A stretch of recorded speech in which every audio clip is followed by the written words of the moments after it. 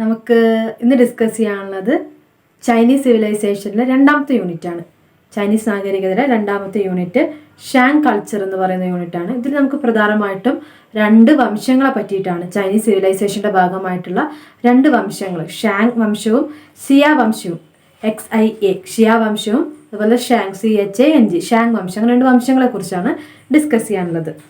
അപ്പോൾ ചൈനയുടെ ഒരു ഹിസ്റ്ററി എടുത്ത് നോക്കുകയാണെങ്കിൽ ഏർലിയസ്റ്റ് ആയിട്ടുള്ള രണ്ട് ഭരണകൂടമാണ്, അല്ലെങ്കിൽ ഭരണവംശമാണ്, ഡൈനാസ്റ്റീസ് ആണ് സിയാവും ഷാങ് എന്ന് പറയുന്നത്. അതിനുശേഷം വന്നാണ് ചൗ എന്ന് പറയുന്ന ഡൈനാസ്റ്റി. അപ്പോൾ ഇത് മൂന്നാണ് ഇമ്പോർട്ടൻ്റ് ആയിട്ടുള്ള വംശങ്ങൾ എന്ന് പറയുന്നത്. അതിൽ ആദ്യത്തേതായിട്ട് ഷിയ ഡൈനാസ്റ്റി, XIA ഷിയ ഡൈനാസ്റ്റിനെ കുറിച്ച് നോക്കാം. ഇതാണ് ചൈനയിലെ ഏറ്റവും ആദ്യത്തെ രാജവംശം എന്ന് പറയുന്നത്. ഏറ്റവും ഫസ്റ്റ് ഡൈനാസ്റ്റി എന്ന് പറയുന്നത് ഷിയ ഡൈനാസ്റ്റിയാണ്. 2205 മുതൽക്ക് 1766 BC വരെയുള്ള കാലഘട്ടത്തിലാണ് ഈ വംശത്തിൻ്റെ ഭരണം ഉണ്ടായിട്ടുള്ളത്. ഈ വംശത്തിനെ കുറിച്ചുള്ള എവിഡൻസസ് കിട്ടുന്നത് യുവിനെ കുറിച്ചുള്ള കഥകളിൽ നിന്നാണ്. യു എന്ന് പറഞ്ഞാൽ ആരാണ്? യു എന്ന് പറഞ്ഞാൽ ഒരു ഇതിഹാസ കഥാപാത്രമാണ്. നമ്മൾ എന്താ പറയുക, നമ്മുടെ ഇതിഹാസങ്ങൾ, പുരാണങ്ങൾ എന്നൊക്കെ പറയുന്ന പോലെ ചൈനയുടെ ഒരു ഇതിഹാസം, ഒരു ലെജൻഡാണ് യു എന്ന് പറയുന്നത്. അപ്പോൾ യുവിൻ്റെ ഇതിഹാസങ്ങൾ, യുവിൻ്റെ കഥകളിൽ നിന്നാണ് ഈ ഷിയ ഡൈനാസ്റ്റിനെ കുറിച്ചും അതിൻ്റെ എന്താ പറയുക വംശത്തെക്കുറിച്ചുള്ള എവിഡൻസസ് എല്ലാം കിട്ടുന്നത്. അപ്പോൾ ഈ യുവിൻ്റെ ഈ ഒരു കഥകളിൽ നിന്ന് യു എന്ന് പറയുന്ന ഹീറോ എന്ത് ചെയ്യാണ്, ചൈനയിൽ ഒരു വലിയ പ്രളയം ഉണ്ടാക്കിയിട്ട് ചൈനയെ 9 പ്രൊവിൻസസ് ആയിട്ട് തിരിച്ചു എന്നാണ് പറയുന്നത്. 9 പ്രൊവിൻസസ് ആക്കി തിരിച്ചു. അതാണ് ഈ യുവിനെ കുറിച്ചുള്ള കഥ എന്ന് പറയുന്നത്. ഈ യുവിൻ്റെ കഥകളിൽ നിന്നാണ് ഈ ഒരു ചൈനയെ കുറിച്ചുള്ള ഹിസ്റ്ററി ലഭിക്കുന്നത്, അതായത് ഈ ഒരു വംശത്തിനെ കുറിച്ചുള്ള ഹിസ്റ്ററി ലഭിക്കുന്നതെന്ന് പറയാം. അതാണ് ഇത്രയാണ് ഷിയ ഡൈനാസ്റ്റിനെ കുറിച്ചുള്ളത്. ഈ ഷിയ വംശത്തിൻ്റെ അവസാനത്തിൽ ഒരു യുദ്ധം നടത്തിയിട്ട് ഷാങ് വംശം രൂപപ്പെട്ടു വന്നു എന്നാണ് പറയുന്നത്. അപ്പോൾ ഷിയ വംശത്തിന് ശേഷം ഷിയ വംശത്തിൽ നിന്ന് അധികാരം പിടിച്ചെടുത്തിട്ട് വന്ന അടുത്തൊരു വംശമാണ് ഷാങ് വംശം എന്ന് പറയുന്നത്. ഷാങ് വംശം അല്ലെങ്കിൽ ഷാങ് സംസ്കാരം എന്ന് പറയുന്നത്. ഷാങ് എന്ന് പറയുന്നത് ശരിക്കും ഒരു പൊളിറ്റിക്കൽ ബോഡി തന്നെയായിരുന്നു, ഒരു പൊളിറ്റിക്കൽ ആയിട്ടുള്ള ഒരു വംശം തന്നെയായിരുന്നു ഷാങ് എന്ന് പറയുന്നത്.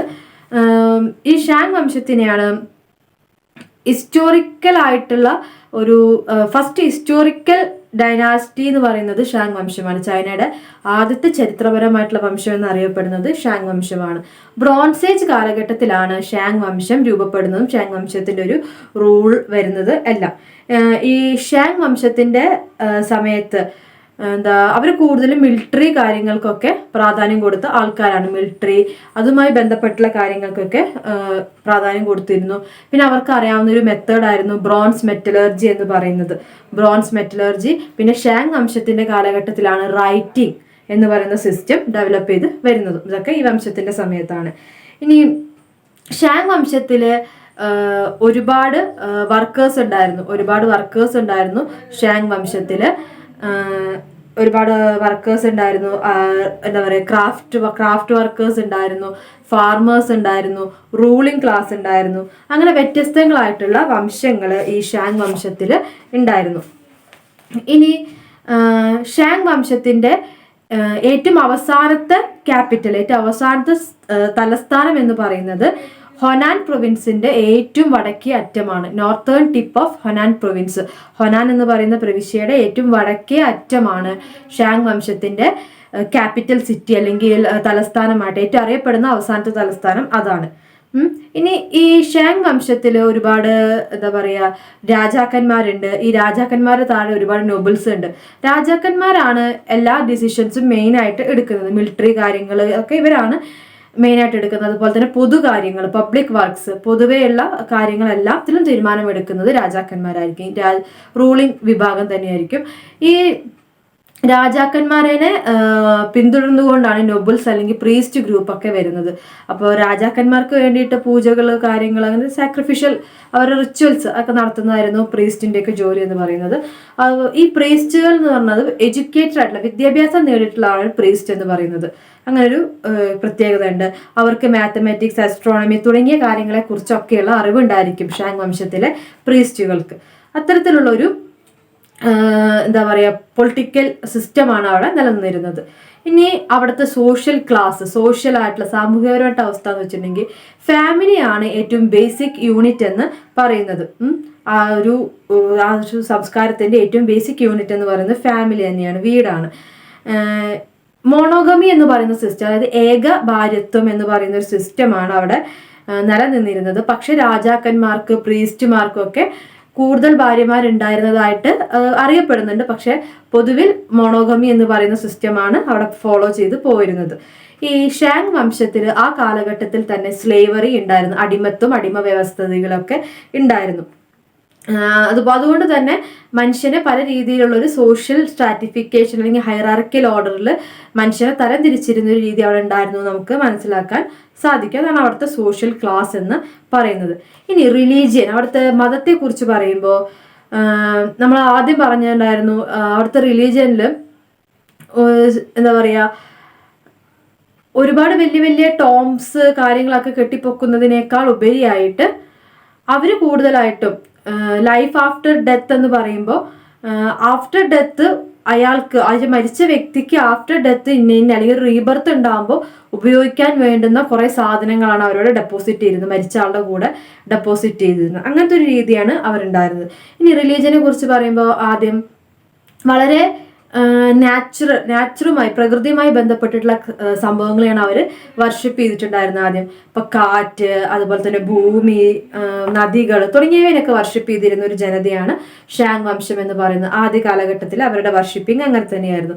ഈ ഒരു കാലഘട്ടത്തിൽ മനുഷ്യക്കുരുതി, ഹ്യൂമൻ സാക്രിഫൈസസും ആനിമൽ സാക്രിഫൈസസും, മനുഷ്യക്കുരുതിയും മൃഗങ്ങളെ കുരുതി കൊടുക്കുന്ന രീതിയും ഉണ്ടായിരുന്നതായിട്ട് കണക്കാക്കുന്നുണ്ട്. ഈ ഹ്യൂമൻ സാക്രിഫൈസ് അല്ലെങ്കിൽ മനുഷ്യക്കുരുതി പ്രധാനമായിട്ടും ആരെ കൊണ്ട് ചെയ്യിച്ചിരുന്നു വെച്ചിട്ടുണ്ടെങ്കിൽ, ആരെ കൊണ്ടെന്ന് വെച്ചാൽ അതിന് ഇരയാകുന്നത്, ഹ്യൂമൻ സാക്രിഫൈസിനൊക്കെ ഇരയാകുന്ന അധികം യുദ്ധങ്ങളിലൂടെ പിടിച്ചെടുക്കുന്ന വ്യക്തികളെയൊക്കെയാണ് ഇതുപോലെ ബലി കൊടുക്കുന്ന ഒരു സിസ്റ്റം ഉണ്ടായിരുന്നത്. അപ്പൊ അവരാണ് അതിന്റെ ഇരകളായി മാറുക. യുദ്ധങ്ങളിൽ നിന്ന് പിടിച്ചെടുക്കുന്ന വ്യക്തികളൊക്കെയാണ് ഇരകളായിട്ട് മാറുക. അപ്പോൾ പിന്നെ അവരുടെ ഒരു പ്രധാനപ്പെട്ട ദൈവം എന്താ പറയാ, പിന്നെ അടുത്തെന്ന് പറഞ്ഞാൽ രാജാവിനെ ഒരു വർഷിപ്പ് ചെയ്യുന്ന, രാജാവിനെ ആരാധിക്കുന്ന ഒരു രീതി അവർക്കുണ്ടായിരുന്നു. രാജാവിനെ ഒരു സുപ്രീം പവറായി കണ്ടുകൊണ്ട് ആരാധിക്കുക. രാജാവിനാണ് അവിടെ കുറച്ചും കൂടെ വലിയൊരു കുടീരം എന്ന് പറഞ്ഞ വലിയ കുടീരങ്ങൾ കെട്ടുമൊന്നുമല്ല, എന്നാലും ഒരു ചെറിയ ടോംബ്, ഒരു ആരാധന രീതിയിൽ ഉണ്ടായിരുന്ന രാജാക്കന്മാർക്കായിരുന്നു ഷാങ് വംശത്തിൽ അങ്ങനെ ഒരു സെറ്റപ്പ് ഉണ്ടായിരുന്നു. ദെൻ അവർക്ക് വേണ്ടുന്ന സാധനങ്ങൾ ബ്രോൺസ് ആൻഡ് അതർ പോട്ടറീസിലൊക്കെ ഒരുപാട് സാധനങ്ങൾ അവർ നിക്ഷേപിക്കുകയൊക്കെ ചെയ്തിരുന്നു. പിന്നെ അവിടുത്തെ ഒരു പ്രധാനപ്പെട്ട ദൈവമാണ് ടൈ എന്ന് പറയുന്നത്, ടൈ എന്ന് പറയുന്നത്. ഈ ടൈ ആണ് ക്രിയേറ്റർ, മനുഷ്യനെയൊക്കെ ഉണ്ടാക്കിയ ബ്രഹ്മാവ് എന്ന് പറയുന്നത് ടൈ ആണ്. പക്ഷെ ഉണ്ടാക്കിയ ആൾ ടൈ ആയിരിക്കും.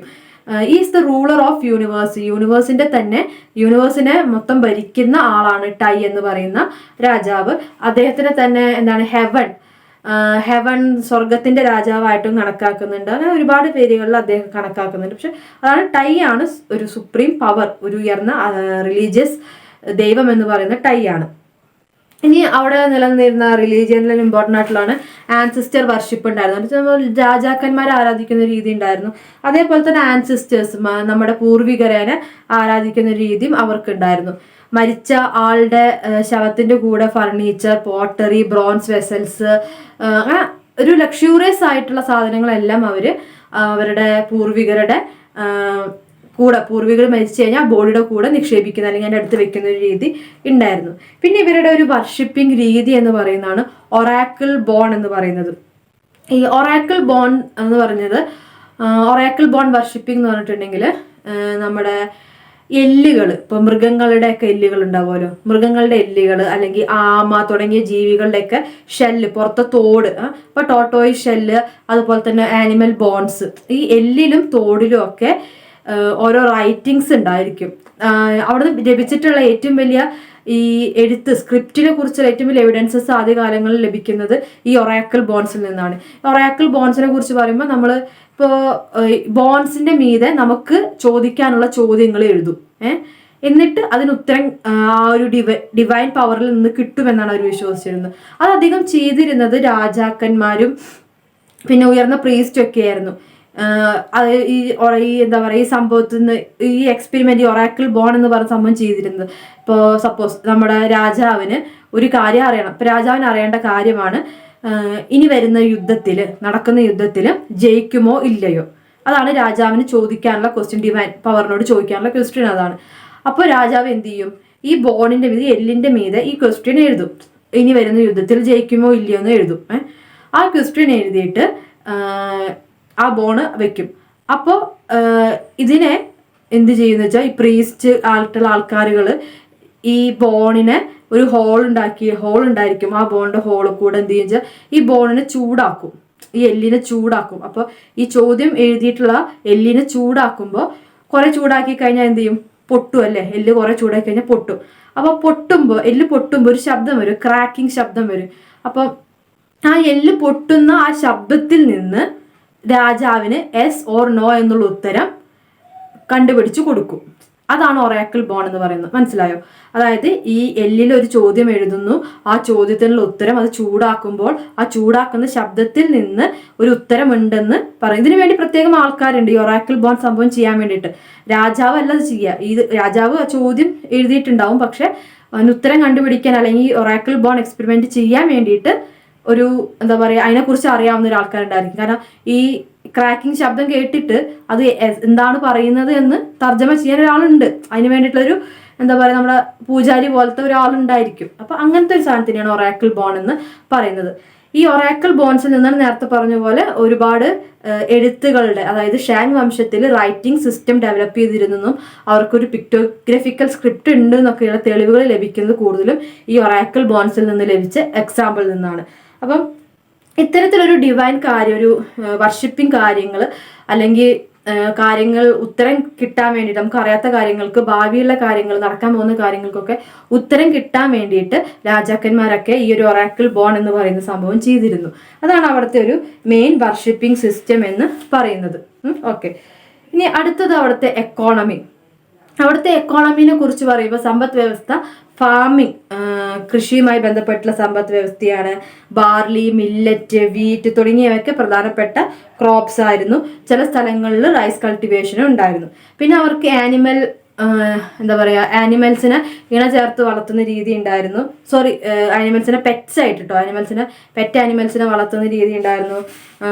അതിനുവേണ്ടി ഡോഗുകൾ, പിഗ്, ഗോട്ട്, ഷീപ്പ്, ഓക്സ്, പിന്നെ ഹോഴ്സ്, ചിക്കൻ തുടങ്ങിയ സാധനങ്ങളൊക്കെ അവർ എന്താ പറയുക, പെറ്റ്സ് ആയിട്ട്, ഡൊമസ്റ്റിക്കേറ്റഡ് ആനിമൽസ് ആയിട്ട് കൊണ്ടു നടക്കുകയായിരുന്നു.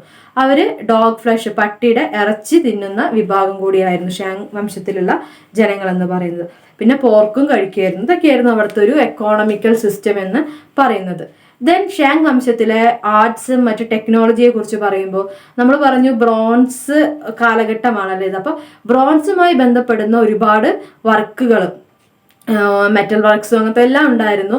അതിനോടൊപ്പം തന്നെ ബ്രോൺസ് മെറ്റലർജി ആ കാലഘട്ടത്തിലെ ഒരു ടെക്നോളജി ആയിരുന്നു. ബ്രോൺസ് മെറ്റലർജി, ബ്രോൺസിന്റെ ഉൽപാദന രീതിയൊക്കെ അവിടുത്തെ ഒരു ഇതായിരുന്നു. പിന്നെ ബ്രോൺസ് കൊണ്ടുള്ള വിധങ്ങളായ മെറ്റീരിയൽസ്, വെപ്പൺസ് ഒക്കെ അവർ ഉണ്ടാക്കുമായിരുന്നു. പിന്നെ ബ്രോൺസ് കൊണ്ടുള്ള ബൗൾസ്, കപ്സ്, ഇതൊക്കെ അവരുണ്ടാക്കിയിരുന്ന art as well as technological ആയിട്ടുള്ള കാര്യങ്ങളായിരുന്നു. ഇനി ക്രാഫ്റ്റ് വർക്കിനെ കുറിച്ച് പറയുമ്പോൾ അത് സെയിം തന്നെ ആർട്സ് വർക്കിൽ പറഞ്ഞ പോലെ തന്നെ ക്രാഫ്റ്റ്, ബ്രോൺസ് കൊണ്ടും അതുപോലെ തന്നെ അത് മറ്റ് മെറ്റൽസ് കൊണ്ടൊക്കെ ഉള്ള ഒരുപാട് വർക്കുകൾ, പിന്നെ കല്ലുകൊണ്ടുള്ള കത്തി, മഴു, അങ്ങനത്തെ സാധനങ്ങളെല്ലാം ഇവരുണ്ടാക്കുമായിരുന്നു. കത്തി, മഴു തുടങ്ങിയ ആയുധമായിട്ടും സ്വയം ഉപയോഗിക്കുന്നതിനൊക്കെ ആയിട്ടുള്ള കാര്യങ്ങൾ ഉണ്ടായിരുന്നു. പിന്നെ എല്ല്, മൃഗങ്ങളുടെ എല്ല്, ആമ തുടങ്ങിയ പല ജീവികളുടെയും പുറത്തെ തോട്, ഷെല്ല്, ഇതൊക്കെ വിവിധങ്ങളായിട്ടുള്ള ആവശ്യങ്ങൾക്ക് ഇവർ ഉപയോഗിച്ചിരുന്നു. ജ്വല്ലറി മേക്കിംഗ് ഇവർക്ക് ഉണ്ടായിരുന്നു. വിവിധ ഷെല്ലുകൾ ഉപയോഗിച്ചുകൊണ്ട് ജ്വല്ലേഴ്സ് ഉണ്ടാക്കുന്ന രീതി, ജ്വല്ലറി മേക്കിംഗ് ഇവർക്ക് ഉണ്ടായിരുന്നു. ദെൻ കുതിരവണ്ടികൾ, ഹോഴ്സ് ചാരിയറ്റ്സ്, കുതിരവണ്ടികൾ ഉണ്ടാക്കിയിരുന്ന ഒരു സിസ്റ്റം ഇവർക്ക് ഉണ്ടായിരുന്നു. പിന്നെ അടുത്തെന്ന് പറയുമ്പോൾ അവരുടെ ഒരു മ്യൂസിക്കൽ ഇതെന്ന് പറയുമ്പോൾ അവർ ഭയങ്കര മ്യൂസിക്കിനോട് പ്രിയമുള്ളവരായിരുന്നു ഷാങ് വംശം എന്ന് പറയുന്നത്. അവരുടെ ഒരു ആർട്ടുമായി ബന്ധപ്പെട്ട് വളരെ മ്യൂസിക്കിനോട് പ്രിയമുള്ളവരായിരുന്നു. അതിൻ്റെ ഭാഗമായിട്ട് ഡ്രം അവർ നിർമ്മിച്ചിരുന്നു. ഡ്രം നിർമ്മിക്കുകയും ഡ്രം വെച്ചുകൊണ്ട് അവർ ആ ഒരു മ്യൂസിക്കിനെ പ്രൊമോട്ട് ചെയ്യുകയും ചെയ്യുന്നു. പിന്നെയാണ് ഡ്രം പോലെ തന്നെ കൊട്ടുന്ന പല ഉപകരണങ്ങളും അവർ ഉണ്ടാക്കിയിരുന്നതായിട്ട് പറയുന്നുണ്ട്. അതാണ് അവിടുത്തെ ക്രാഫ്റ്റ് വർക്ക് എന്ന് പറയുന്നത്. ഇനി നമ്മൾ പറഞ്ഞ സിസ്റ്റം ഓഫ് റൈറ്റിംഗ്, നമ്മൾ ഒറാക്കിൾ ബോൺസ് പറഞ്ഞപ്പോൾ പറഞ്ഞു അവർക്കൊരു എഴുത്ത് രീതി ഉണ്ടായിരുന്നു പറഞ്ഞല്ലേ. ആ എഴുത്ത് രീതി ഒറാക്കിൾ ബോൺസിന്റെ മീത് അവർ എഴുതിയിട്ടാണ് കാര്യങ്ങൾ ചോദിച്ചിരുന്നത് പറഞ്ഞു. എഴുതാൻ വേണ്ടിയിട്ട് ബ്രഷും ഇങ്കും ഉപയോഗിക്കുന്ന ഒരു രീതി ഷാങ് വംശത്തിന് ഉണ്ടായിരുന്നു. ബ്രഷും ഇങ്കും ഉപയോഗിച്ചുകൊണ്ടാണ് അവർ എഴുതിയിട്ടുണ്ടായിരുന്നത് പലയിടത്തും. സിൽക്കിലൊക്കെ അവർ അങ്ങനെയാണ് എഴുതിയിട്ടുള്ളത്. സിൽക്ക് ക്ലോത്ത്, വുഡ്, പിന്നെ ഇതുപോലെ ബോൺസ്, ഷെൽസിലൊക്കെ ഇവർ എഴുതുമായിരുന്നു. ഈ ബ്രഷും ഇങ്കും ഉപയോഗിച്ചുകൊണ്ട് സിൽക്കിലൊക്കെ എഴുതുമ്പോൾ ഇതൊരു ബുക്ക് രൂപത്തിലാക്കാൻ ഇവർ ശ്രമിച്ചിട്ടുണ്ടായിരുന്നു. അപ്പോൾ ഈ എഴുതിയിട്ടുള്ളത് ബുക്ക് പോലെ ബാമ്പു ഉപയോഗിച്ചുകൊണ്ട് ബൈൻഡ് ചെയ്തിട്ട് ഇവർ സൂക്ഷിക്കുമായിരുന്നു. അപ്പോൾ ബുക്ക് എന്ന് പറയുന്ന ഒരു സംവിധാനം അല്ലെങ്കിൽ ആ രീതിയിലുള്ള ഒരു സിസ്റ്റം ഇവർ ഫോളോ ചെയ്തിരുന്നതായിട്ട് നമുക്ക് കാണാൻ സാധിക്കുമായിരുന്നു. അപ്പോൾ ഇതായിരുന്നു അവിടെ സിസ്റ്റം ഓഫ് റൈറ്റിംഗ് എന്ന് പറയുന്നത്. അവിടുന്ന് കണ്ടെത്തിയതിൽ ഒരു 3000 വർഷങ്ങൾക്ക് മുമ്പുള്ള റൈറ്റിങ്സ് വരെ അവർക്ക് ഉണ്ടായിരുന്നു. പിക്ചേഴ്സ്, പിക്ടോഗ്രഫിക്കൽ റൈറ്റിംഗ് എന്നാണ് പറയുന്നത്. പിക്ചേഴ്സ് ഉപയോഗിച്ചുകൊണ്ട് എഴുത്തിനെ റെപ്രസെന്റ് ചെയ്യുന്ന രീതിയാണ് ഇവർക്ക് ഉണ്ടായിരുന്നത്. ഇനി ഷാങ് വംശത്തിന്റെ അവസാനം എന്ന് പറഞ്ഞത് ചൗ വംശം കടന്നു കയറലാണ്. ഷാങ് വംശത്തിന്റെ മീതെ ചൗ എന്ന് ചൗ എന്ന് പറയുന്ന വംശം കടന്നു കയറി അക്രമം നടത്തി ചൗ വംശം ഷാങ് വംശത്തിനെ പിടിച്ചെടുക്കുകയാണ് ചെയ്യുന്നത്. അതിനൊരു എൻഡ് ഉണ്ടാവുന്ന 1050 അല്ലെങ്കിൽ 1025 BC-യിലൊക്കെയാണ് ഉണ്ടാവുന്നത്. അങ്ങനെ പിന്നീട് ഷാങ് വംശത്തിന് ശേഷം വന്ന വംശമാണ് ചൗ വംശം. ചൈനീസിന്റെ ഒരു ഹിസ്റ്ററിയിൽ ഏറ്റവും കൂടുതൽ കാലം ഭരിച്ചിട്ടുള്ള ഒരു വംശമാണ് ചൗ വംശം എന്ന് പറയുന്നത്. ഒരുപാട് കാലത്ത് ഭരണം ഉണ്ടായിരുന്നു. അതാണ് ചൗ വംശത്തിനുള്ളത്. അപ്പൊ ഇത്രയാണ് ഷാങ് വംശത്തിനെ കുറിച്ച്. ആദ്യം നമ്മൾ സിയ വംശത്തിനെ കുറിച്ച് പറഞ്ഞു, ദെൻ ഷാങ് വംശത്തിനെ കുറിച്ച് പറഞ്ഞു. ഇത്രയാണ് ഷാങ് വംശം, ചൈനയുടെ ഫസ്റ്റ് ഹിസ്റ്റോറിക്കൽ വംശമായിട്ടുള്ള ഷാങ് വംശത്തിനെ കുറിച്ച് നമുക്ക് പറയാനുള്ളത്. താങ്ക്